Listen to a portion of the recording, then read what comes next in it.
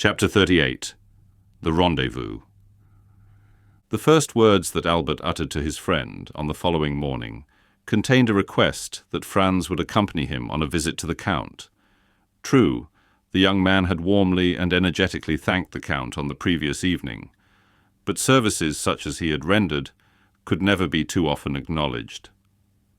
Franz, who seemed attracted by some invisible influence towards the Count, in which terror was strangely mingled, felt an extreme reluctance to permit his friend to be exposed alone to the singular fascination that this mysterious personage seemed to exercise over him, and therefore made no objection to Albert's request, but at once accompanied him to the desired spot, and after a short delay the Count joined them in the salon. "My dear Count," said Albert, advancing to meet him, "permit me to repeat the poor thanks I offered last night, and to assure you that the remembrance of all I owe to you will never be effaced from my memory. Believe me, as long as I live, I shall never cease to dwell with grateful recollection on the prompt and important service you rendered me, and also to remember that to you I am indebted even for my life." "My very good friend and excellent neighbor," replied the Count with a smile, "you really exaggerate my trifling exertions. You owe me nothing but some trifle of 20,000 francs, which you have been saved out of your travelling expenses, so that there is not much of a score between us. But you must really permit me to congratulate you on the ease and unconcern with which you resigned yourself to your fate, and the perfect indifference you manifested as to the turn events might take." "Upon my word," said Albert, "I deserve no credit for what I could not help, namely, a determination to take everything as I found it, and to let those bandits see that although men get into troublesome scrapes all over the world, there is no nation but the French that can smile even in the face of grim death himself. All that, however, has nothing to do with my obligations to you, and I now come to ask you whether, in my own person, my family, or connections, I can in any way serve you. My father, the Comte de Morcerf, although of Spanish origin, possesses considerable influence, both at the court of France and Madrid, and I unhesitatingly place the best services of myself, and all to whom my life is dear, at your disposal." "Monsieur de Morcerf," replied the Count, "your offer, far from surprising me, is precisely what I expected from you, and I accept it in the same spirit of hearty sincerity with which it is made. Nay, I will go still further, and say that I had previously made up my mind to ask a great favour at your hands." "Oh, pray name it." "I am wholly a stranger to Paris. It is a city I have never yet seen." "Is it possible," exclaimed Albert, "that you have reached your present age without visiting the finest capital in the world? I can scarcely credit it." "Nevertheless, it is quite true. Still, I agree with you in thinking that my present ignorance of the first city in Europe is a reproach to me in every way, and calls for immediate correction. But, in all probability, I should have performed so important, so necessary a duty as that of making myself acquainted with the wonders and beauties of your justly celebrated capital, had I known any person who would have introduced me into the fashionable world, but unfortunately I possessed no acquaintance there, and, of necessity, was compelled to abandon the idea." "So distinguished an individual as yourself," cried Albert, "could scarcely have required an introduction." "You are most kind, but as regards myself, I can find no merit I possess, save that, as a millionaire, I might have become a partner in the speculations of Monsieur Aguado and Monsieur Rothschild. But as my motive in travelling to your capital would not have been for the pleasure of dabbling in stocks, I stayed away till some favourable chance should present itself of carrying my wish into execution.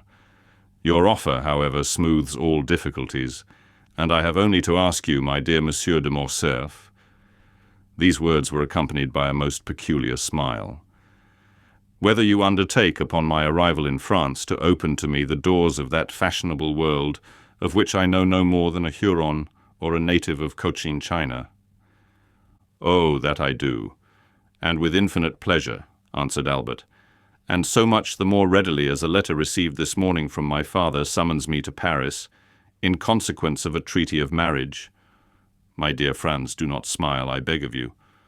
With a family of high standing, and connected with the very cream of Parisian society." "Connected by marriage, you mean?" said Franz, laughingly. "Well, never mind how it is," answered Albert. "It comes to the same thing in the end. Perhaps by the time you return to Paris, I shall be quite a sober, staid father of a family. A most edifying representative I shall make of all the domestic virtues. Don't you think so? But as regards your wish to visit our fine city, my dear Count, I can only say that you may command me and mine to any extent you please."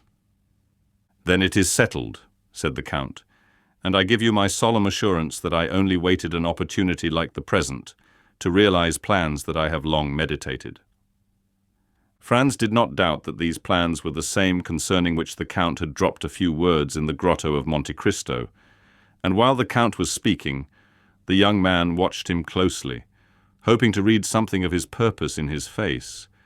But his countenance was inscrutable, especially when, as in the present case, it was veiled in a sphinx-like smile.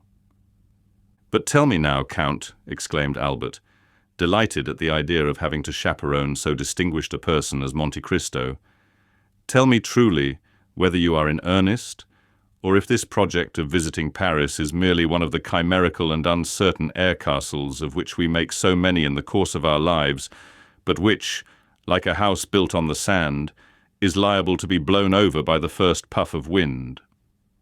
"I pledge you my honor," returned the Count, "that I mean to do as I have said. Both inclination and positive necessity compel me to visit Paris." "When do you propose going thither?" "Have you made up your mind when you shall be there yourself?" "Certainly I have. In a fortnight or 3 weeks' time, that is to say, as fast as I can get there." "Nay," said the Count, "I will give you 3 months ere I join you. You see, I make an ample allowance for all delays and difficulties." "And in 3 months' time," said Albert, "you will be at my house?" "Shall we make a positive appointment for a particular day and hour?" inquired the Count. "Only let me warn you that I am proverbial for my punctilious exactitude in keeping my engagements." "Day for day, hour for hour," said Albert. "That will suit me to a dot." "So be it then," replied the Count, and extending his hand towards a calendar, suspended near the chimney-piece, he said, "Today is the 21st of February," and drawing out his watch, added, "It is exactly 10:30 o'clock. Now promise me to remember this, and expect me the 21st of May at the same hour in the forenoon." "Capital!" exclaimed Albert. "Your breakfast shall be waiting. Where do you live?" "Number 27, Rue de Helder." "Have you bachelor's apartments there? I hope my coming will not put you to any inconvenience." "I reside in my father's house, but occupy a pavilion at the farther side of the courtyard, entirely separated from the main building." "Quite sufficient," replied the Count, as, taking out his tablets, he wrote down, "Number 27, Rue du Helder, 21st May, 10:30 in the morning." "Now then," said the Count, returning his tablets to his pocket, "make yourself perfectly easy.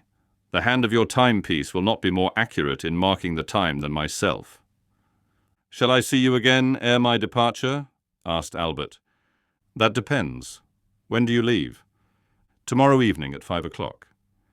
"In that case I must say adieu to you, as I am compelled to go to Naples, and shall not return hither before Saturday evening or Sunday morning. And you, Baron," pursued the Count, addressing Franz, "do you also depart tomorrow?" "Yes." "For France?" "No, for Venice. I shall remain in Italy for another year or 2. "Then we shall not meet in Paris?" "I fear I shall not have that honor." "Well, since we must part," said the Count, holding out a hand to each of the young men, "allow me to wish you both a safe and pleasant journey." It was the first time the hand of Franz had come in contact with that of the mysterious individual before him, and unconsciously he shuddered at its touch, for it felt cold and icy as that of a corpse. "Let us understand each other," said Albert. "It is agreed, is it not, that you are to be at number 27 in the Rue de Helder on the 21st of May at 10:30 in the morning, and your word of honour passed for your punctuality?" "The 21st of May at 10:30 in the morning, Rue du Helder, number 27, replied the Count. The young men then rose and, bowing to the Count, quitted the room. "What is the matter?" asked Albert of Franz, when they had returned to their own apartments. "You seem more than commonly thoughtful." "I will confess to you, Albert," replied Franz. "The Count is a very singular person, and the appointment you have made to meet him in Paris fills me with 1,000 apprehensions." "My dear fellow," exclaimed Albert, "what can there possibly be in that to excite uneasiness? Why, you must have lost your senses." "Whether I am in my senses or not," answered Franz, "that is the way I feel." "Listen to me, Franz," said Albert. "I am glad that the occasion has presented itself for saying this to you, for I have noticed how cold you are in your bearing towards the Count, while he, on the other hand, has always been courtesy itself to us. Have you anything particular against him?" "Possibly. Did you ever meet him previously to coming hither?" "I have." "And where?" "Will you promise me not to repeat a single word of what I am about to tell you?" "I promise." "Upon your honour?" "Upon my honour." "Then listen to me." Franz then related to his friend the history of his excursion to the island of Monte Cristo, and of his finding a party of smugglers there, and the 2 Corsican bandits with them. He dwelt with considerable force and energy on the almost magical hospitality he had received from the Count, and the magnificence of his entertainment in the grotto of the 1,001 Nights. He recounted, with circumstantial exactitude, all the particulars of the supper, the hashish, the statues, the dream, and how, at his awakening, there remained no proof or trace of all these events, save the small yacht, seen in the distant horizon, driving under full sail toward Porto Vecchio. Then he detailed the conversation overheard by him at the Colosseum between the Count and Vampa, in which the Count had promised to obtain the release of the bandit Peppino, an engagement which, as our readers are aware, he most faithfully fulfilled. At last he arrived at the adventure of the preceding night, and the embarrassment in which he found himself placed by not having sufficient cash by 600 or 700 piastres to make up the sum required, and finally of his application to the Count and the picturesque and satisfactory result that followed. Albert listened with the most profound attention. "Well," said he, when Franz had concluded, "what do you find to object to in all you have related? The Count is fond of travelling, and, being rich, possesses a vessel of his own.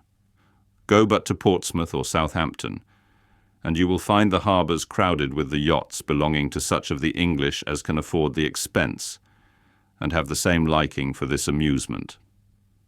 Now, by way of having a resting place during his excursions, avoiding the wretched cookery, which has been trying its best to poison me during the last 4 months, while you have manfully resisted its effects for as many years, and obtaining a bed on which it is possible to slumber, Monte Cristo has furnished for himself a temporary abode where you first found him. But, to prevent the possibility of the Tuscan government taking a fancy to his enchanted palace, and thereby depriving him of the advantages naturally expected from so large an outlay of capital, he has wisely enough purchased the island and taken its name. Just ask yourself, my good fellow, whether there are not many persons of our acquaintance who assume the names of lands and properties they never in their lives were masters of." "But," said Franz, "the Corsican bandits that were among the crew of his vessel?" "Why, really the thing seems to me simple enough.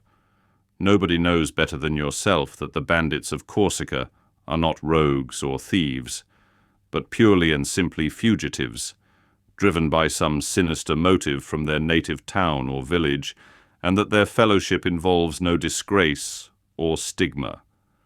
For my own part, I protest that, should I ever go to Corsica, my first visit, ere even I presented myself to the mayor or prefect, should be to the bandits of Colomba, if I could only manage to find them, for on my conscience they are a race of men I admire greatly.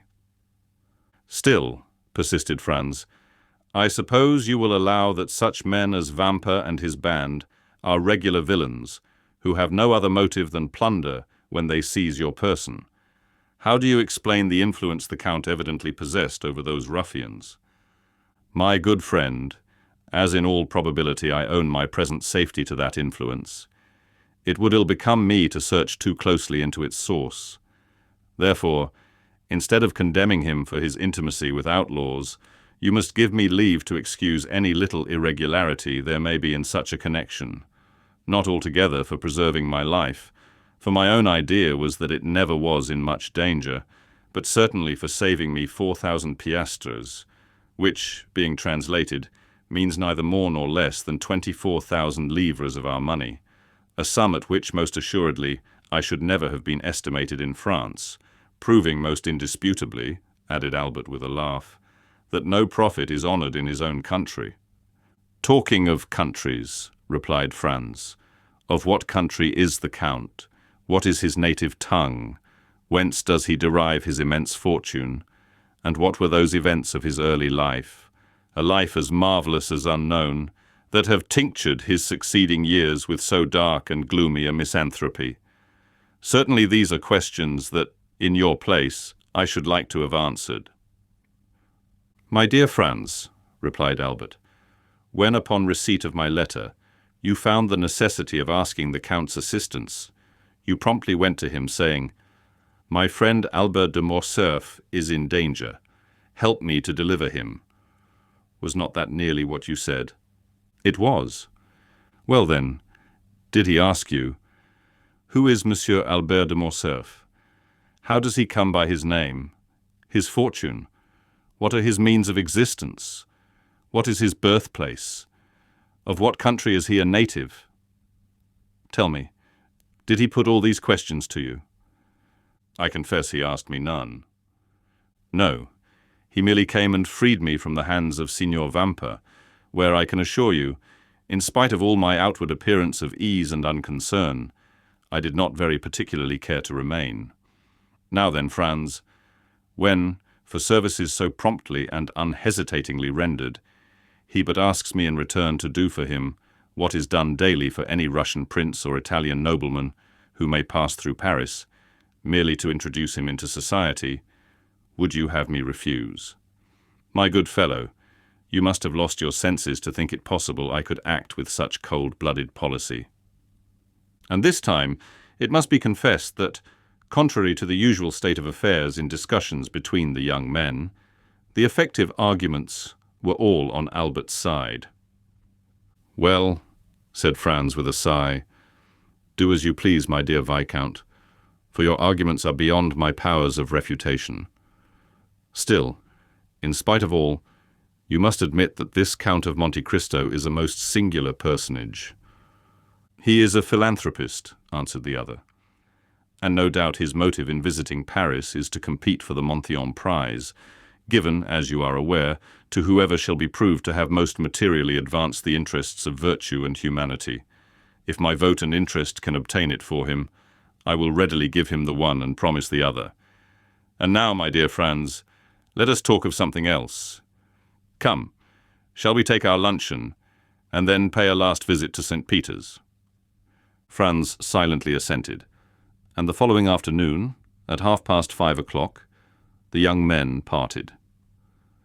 Albert de Morcerf to return to Paris, and Franz d'Épinay to pass a fortnight at Venice. But, ere he entered his travelling carriage, Albert, fearing that his expected guest might forget the engagement he had entered into, placed in the care of a waiter at the hotel a card to be delivered to the Count of Monte Cristo, on which, beneath the name of Viscount Albert de Morcerf, he had written in pencil, 27, Rue du Helder, on the 21st of May, 10:30 a.m.